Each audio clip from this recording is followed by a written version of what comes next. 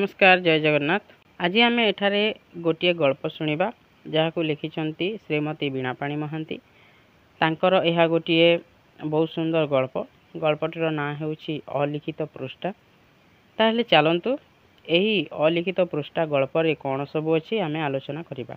झरका उपरे बसी आंटू को अधा जाकी से अन्य मनस्क हो बाहर को अनई थिला। सामनारे एडिकी लंबा पड़ियाटा जेते अनईब अनाओ, खरा हेउ वर्षा हेउ कि जह्न राति हेउ आखि मोटे पड़िया डेई कुआड़े पहुँची पारिब नाही। तेहिकी पुणी खाँ खाँ लागे सबुआड़े। ना गछलता ना पोखरी हुड़ा ना गाई बलदर भिड़ थाए सेठी। खाली खाली नांडिया, एपटे सेपटे दी चारिटा चाकुंडा ओस्त गछ, ता आगकू नली नली किया बण गहिरी आउ ता आगकू मशाणी पदा। बेले बेले राति अधिया जुई जलिबार से देखिछि। झड़ वर्षा राति डाहाणी ता पाटिरू निआं बाहर करी छुआ शिखिबार देखिछि। पुणी बाबना भूतटा दी प्रहरिया छाई खरारे सजना गछटा को मड़ मड़ करी भांगी देई आटू घर उपरे दुम दुम चली जिबार शब्द भी शुणिछि। देह केतेबेले काठ हो जाए तो केतेबेले सिर सिरेई उठे। काहाको डाकी कौन कहिबो। घर भितरे कणिकिया होई काठ सिंधुकटा, ताकू ही हाथ मारी दिन को 10 थर परखी सासू बुढ़ी पड़ी। आउ ए घरे किए सबू थिले आखिरे केबे जान भी काहाको देखिनी।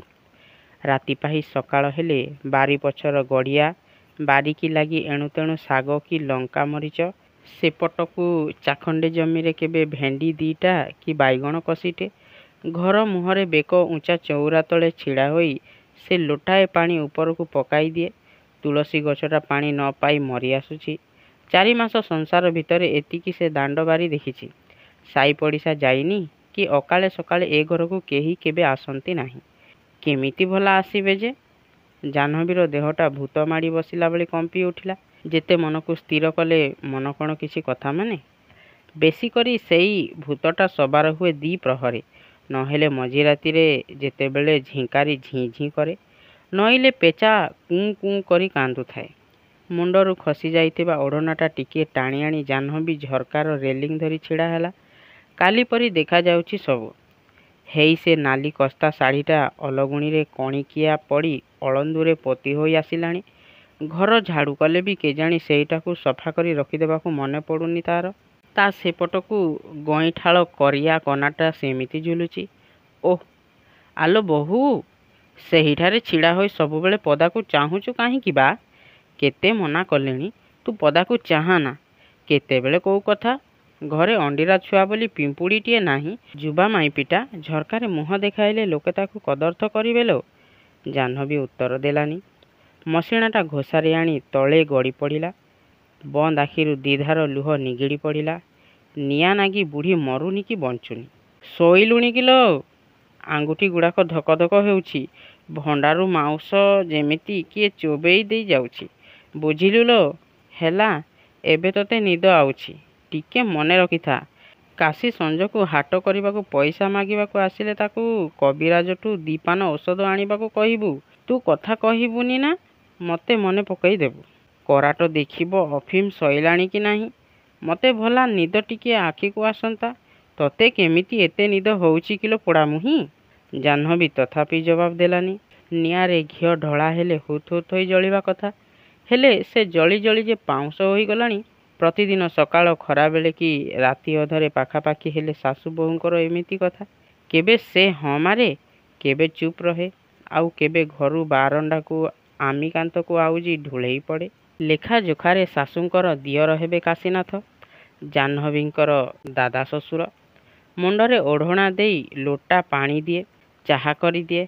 अति बेसी हेले गिनारे मुठे मुढ़ी की चूड़ा हुड़ुम थोई दिए। कबाट आउजेई सासू संगरे से कौन कथबार्ता हुअंती। जमी जमार हिसाब, फसल आउ बेउषण भाग बंटा बंटी सबुरी मामला बुझंती से। घरे चाउल मुग चूड़ा मुढ़ी अछि कि नाही बुझी तार बंदोबस्त कर दियंती। हाटरू आलू पियाज कि किरोसिनी पान गुआ आनी फी थर रखी देई जाती। मुंडरे सबुबेले से गामुछाटा भिड़ी थांती।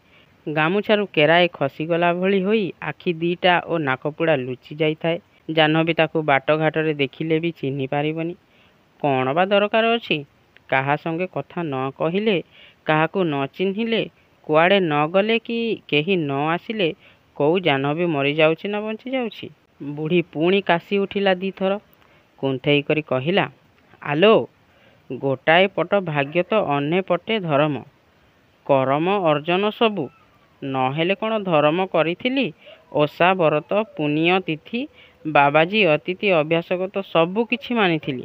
କୁନା ବାପା ଜମି 5 ଗୁଣ୍ଠ ଠାକୁରଙ୍କ ନାଁରେ ନିତିଆନି ପାଇଁ ଖଞ୍ଜି ଦେଇଥିଲା। କୁନାକୁ ମାଷ୍ଟର 2ଟା ରଖି ପାଠ ପଢ଼େଇଲା। କୋଉ 5 ଖଣ୍ଡ ଗାଁରେ ଛୁଆଙ୍କ ପଢ଼ା ପାଇଁ କିଏ ଏମନ୍ତ ଖରଚ କରୁଛି ବା। ହଉ, ପେଟରେ ବିଦ୍ୟା ତ ରହିଛି, ତାକୁ ତ ଆଉ ସରକାର ପୋଲିସ କି ଗାଁ ବାଲା ଲୁଟି ନେବେ ନାହିଁ। ଦେଖିବି ରହ। ଯେତେ ଟଙ୍କା ଲାଗୁ ତାକୁ ମୁକୁଳେଇବି, ନହେଲେ ତୁ ମୋ ନାଁରେ କୁତା ପାଳିବୁ ଲୋ ପାଳିବୁ। ଜାହ୍ନବୀ ହସିବ କି କାନ୍ଦିବ ବୁଝିପାରିଲାନି। ସେ କିଛି ନ କହିଲେ ବି ବୁଢ଼ୀ ଗପି ଚାଲିଛି। ଉତ୍ତର ଦେଲେ ତ ଆଉ ଦିନ ରାତି ଅଣ୍ଟିବନି ଗପି ଗପି। ବେଳେବେଳେ ରାଗ ଲାଗେ, ବେଳେବେଳେ ହତାଶିଆ, ଆଉ ଅଧିକାଂଶ ସମୟ କାନ୍ଦ ଲାଗେ। ହେଇ ତ କାଲି ପରି ଦିଶୁଛି। ମାମୁଁ ହସି ହସି ଆସି ମାଇକୁ କହିଲା, ବୁଝିଲୁ ଶୈଳ, ଜାନିଟା ଆମର କପାଳିଆ। ପିଲାଦିନୁ ବାପା ମାଆକୁ ଖାଇଲା ସିନା, ହେଲେ ଯୁବା ବୟସକୁ ତା ଭାଗ୍ୟ ଖୋଲିଲା। ମାଇଁ ମୁହଁ ମୋଡ଼ି ଦେଇ କହିଥିଲା, ମୋରି ଜୀବନକୁ ଝୁଣି ଖାଇଲା। ସେଇଟା କେମନ୍ତ ଭୁଲି ଯାଉଛ ମ। ବେକରେ ବାନ୍ଧି ଝିଅଟାଏ ମୁଁ ଘାଣ୍ଟି ହେଉଛି। ଧିକ୍ ତମ ଜମି ବାଡ଼ି କି। ମାମୁଁ ବିରକ୍ତିଆ ହୋଇ କହିଲେ, ହେଲା ସେତିକି। ଶୁଣ, ଏଇ ପରଦିନ ଯେଉଁ ତ୍ରିନାଥ ମେଳାକୁ ଯାଇଥିଲୁ ଲୋ ଜାନିକୁ ନେଇ, ସେଇଠି ପରା ହରିପୁର ଗାଁର ଅଜାମ୍ବର ପୁଅ ଦିଗମ୍ବର ଜାନିକୁ ଦେଖି ମୋହରେ ପଡ଼ିଗଲା। ବୁଢ଼ା ବୁଢ଼ୀ ବି ରାଜି। ଦିଗାଟା ଦେଖିବାକୁ ଯେମିତି, ପଢ଼ା ବି ସେମିତି। କୋଉଠି ବ୍ୟବସ୍ଥା କରି କେମିତି 2 ପଇସା କରିବ ସେଥିକୁ ହିମ୍ମତ ବି ସେତିକି। ଆଜି କଥା ଦେଇଦେଲି। ମାଇଁ କ'ଣ କହୁଥିଲା ଜାହ୍ନବୀ ଶୁଣି ନଥିଲା। ତା ଆଗରେ ଖାଲି ମୁହଁ ପୋତି ବସିଥିବା 2ଟା ବୁଢ଼ାବୁଢ଼ୀ ଆଉ ଚୌରାସିଆ ଗୋରା ତକତକ ନିଶୁଆ ହୋଇ ଭେଣ୍ଡା ଟୋକାଟାଏ ତରଙ୍ଗ ତରଙ୍ଗ ଚାହାଣି ଘୂରି ବୁଲୁଥିଲା। ମେଳାକୁ ଯାଇଥିବା କେତେ ଲୋକ ଭିଡ଼ରେ ସେଇ ବାଘା ନିଶୁଆ ଲୋକଟାର ଡାହାଣିଆ ଆଖି 2ଟା ଯେମିତି ତାକୁ ଛାନିଆ କରି ଦେଇଥିଲା। ତରକାରୀ ବସେଇ ଦେଖିବାକୁ ଭୁଲି ଯାଇଥିଲା ଜାହ୍ନବୀ। ହଠାତ୍ ପୋଡ଼ା ଗନ୍ଧରେ ଘର କମ୍ପି ଉଠିଲା। ସାନ ଛୁଆଟାକୁ କୋଳରୁ ଫୋପାଡ଼ି ଦେଇ ମାଇଁ ଉଠି ଆସି ଗୋଇଠାଏ ପକାଇଲା ଜାହ୍ନବୀକୁ।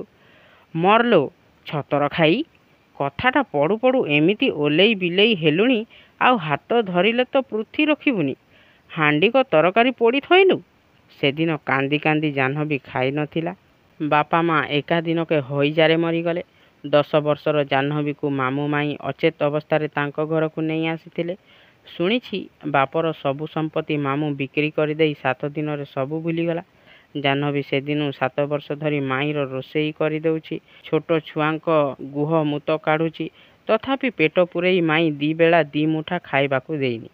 ଚିରା ଲୁଗାରେ ବିରୂପ ତାର 4 ଗାଁକୁ ଛିଟିକି ପଡ଼ିଥିଲା। ଗଲା ଅଇଲା ଲୋକେ ଦଣ୍ଡେ ଅଟକି ଯାଉଥିଲେ। ମାଇଁ କଥା କଥାକେ କହୁଥିଲା, ବଢ଼େଇ କୁଢ଼େଇ ଏଡ଼େ ଝିଅ କଲି, ବାଡ଼ିକ ସମ୍ପତ୍ତି ଖଇରାତ କଲି, ଆଉ କାହୁଁ ଆଣିବି ଯେ ଜାନି ଯୌତୁକ ଦେବି। ରୂପ ଦେଖି ଯଦି କିଏ ତମ୍ବା ତୁଳସୀରେ ଉଠେଇ ନେବ, ତେବେ ଭଗବାନ ଡାକ ଶୁଣିଲେ ବୋଲି ଜାଣିବି। ସେଇଆ ହେଲା। 7 ଦିନ ପରେ ମଙ୍ଗନ। 8 ଦିନ ସଞ୍ଜ ବୁଡ଼େ ଜାହ୍ନବୀର ଦିଗମ୍ବର ସହିତ ହାତ ଗଣ୍ଠି ପଡ଼ିଲା। ସାଇ ସାରା ଲୋକେ ବରକୁ ଦେଖି ହାଇ ହାଇ କଲେ। ସାଙ୍ଗସାଥିଏ କାନେ କାନେ କହିଲେ, ରଜା ପରି ଚେହେରା, ଗୋଟିଏ ବୋଲି ପୁଅ, ପାଠ ସାଠ ପଢ଼ିଛି, ସହରରେ ବ୍ୟବସାୟ କରି ଘରକୁ ବୋଝ ବୋଝ ସମ୍ପତ୍ତି ଆଣୁଛି। ତହିଁରେ ହାକିମ ହୁକୁମାଙ୍କ ସଙ୍ଗେ ଭଲ ଭାବନାବ। ଭାଗ୍ୟରେ ଥିଲେ ଏମିତି ବର ମିଳେ। ଜାହ୍ନବୀ କିନ୍ତୁ କେଜାଣି କାହିଁକି ଖୁସି ହୋଇ ପାରୁନଥିଲା। ତା ପରଦିନ ସିଲ୍କ ସୂତା ମିଶା ନାଲି ରଙ୍ଗର ଆମ୍ବକଷିଆ ଶାଢ଼ୀଟିଏ ପିନ୍ଧି, ଗୋଡ଼ରେ ଅଳତା, ହାତରେ ଶଙ୍ଖା, ପାଣି କାଚ ଲଗେଇ ସବାରିରେ ହରିପୁର ଗାଁରେ ମୋଡ଼ ପାଖରେ ପହଞ୍ଚିଥିଲା। ସେଠି କ'ଣ ହେଲା କେଜାଣି, ଲୋକଗୁଡ଼ାକ ଧାଁ ଧପଡ଼ କରି ଏଣେ ତେଣେ ଧାଇଁଥିଲେ ବ୍ୟସ୍ତ ହେଲା ଭଳି। କିଛି ବୁଝିପାରିଲାନି ଜାହ୍ନବୀ। ମାଛି ଅନ୍ଧାରରେ ସବାରି ଫାଙ୍କରେ ଦିଶୁ ନଥିଲା ମୁହଁକୁ ମୁହଁ। ଅଧ ଘଣ୍ଟାଏ ଅଟକିଲା ପରେ ଫେର ସବାରି ଉଠିଲା। ଶଙ୍ଖ ମହୁରୀର ଶବ୍ଦ ପବନରେ ଦୂରରୁ ଭାସି ଆସିଲା। ସବାରି ଫାଙ୍କ ଦେଇ ଜାହ୍ନବୀ ଗାଁକୁ ଅନେଇ ଲୁଗା ସଜାଡ଼ୁଥିଲା। ଏଇଲେ ଗୋଡ଼ ଟିପି ଟିପି ମୁଣ୍ଡ ନୁଆଇଁ ତାକୁ ଘରେ ପଶିବାକୁ ହେବ। ଦେହ ମୁଣ୍ଡ ଜୁଡ଼ୁବୁଡ଼ୁ ହୋଇଗଲାଣି। ସବାରି ରହିଲା, ଅଟକିଗଲା ପାଲିଙ୍କି ବି। ଶଙ୍ଖ ମହୁରୀ ଓ ହୁଳହୁଳି ଶବ୍ଦରେ କାନ ଅତରା ପଡ଼ିଗଲା। କିଏ ଜଣେ ଟାଣୁଆ ଖରଖରିଆ ହାତଟେ ବଢ଼େଇ ତାକୁ ଝିଙ୍କି ଆଣିଲା ସବାରି ଭିତରୁ। ଗୋଟାଏ ଗୋଡ଼ କାଢ଼ି ଆର ଗୋଡ଼ ଅଟାରି ଆଣିଲା ବେଳକୁ ଦେଖିଲା ସେଗୁଡ଼ାଏ ନାଲି ପଗଡ଼ିଆ ପୋଲିସ ଚାରିପଟରେ ଘେରି ଗଲେଣି। ବାଡ଼ିଟାଏ ଧରି ଲୋକଗୁଡ଼ାଙ୍କୁ ଆଡ଼େଇ ନେଉ ନେଉ ସେଥିରୁ କ'ଣ କହିଲା